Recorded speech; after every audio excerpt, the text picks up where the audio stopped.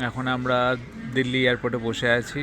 রাত 3:25 বাজে, 4:25 আমাদের ফ্লাইট।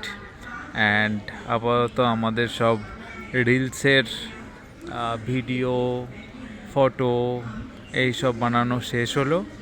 এতক্ষণে একটু সুস্থভাবে বসলাম।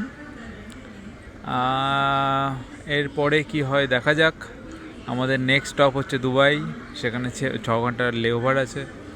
তারপরে আমরা সেখান থেকে দুপুর 2:05 জুরিকের উদ্দেশ্যে রওনা দেব।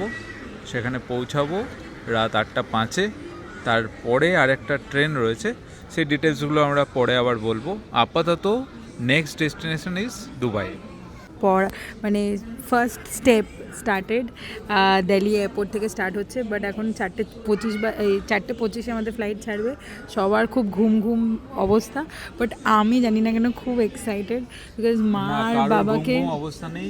যখন আমরা গাড়িতে আসছিলাম তখন ঘুম অবস্থা ছিল। এখন এত লোক দেখে, চারিদিকে বিভিন্ন ইন্টারন্যাশনাল প্যাসেঞ্জার দেখে সবাই জেগে রয়েছে।